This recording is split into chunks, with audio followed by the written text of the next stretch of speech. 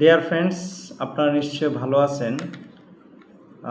আপনারা যারা জার্মান ভাষা শিক্ষার জন্য নিবিড়ভাবে ভাষাটা শিখতে চান, এই ভাষা শিক্ষার জন্য মনস্থির করেছেন, তাদেরকে আমার প্ল্যাটফর্মে স্বাগতম।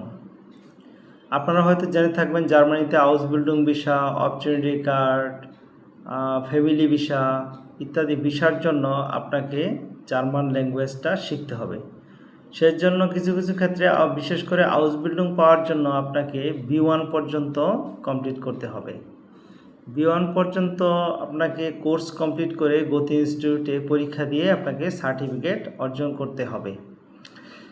এখানে আরেকটা বিষয় বলে রাখি যে জার্মানিতে যাওয়ার জন্য অনেকে আমাকে প্রশ্ন করে যে আউসবিল্ডিং ভিসা পেতে বয়সের কোনো বাধ্যবাধকতা আছে কিনা। আমি বলবো আপনার বয়স হয়তো 35 বা 40, কিন্তু এই বয়সে আপনি যদি ভাষাটা ধৈর্য ধরে শিখতে পারেন তাহলে রেগুলার স্টুডেন্টদের মতো আপনি যদি নিয়মিত একটু পড়াশোনা করতে পারেন 6 মাস কিংবা 1 বছর, তাহলে আপনি অবশ্যই জার্মান ভাষায় দক্ষতা অর্জন করবেন।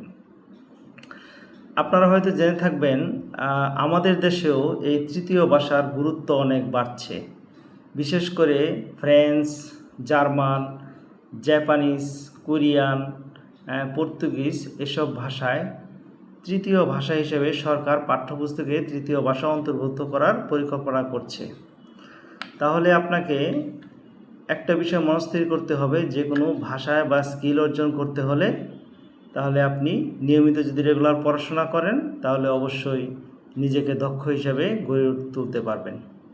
সবাইকে ধন্যবাদ। ডাঙ্কেশন।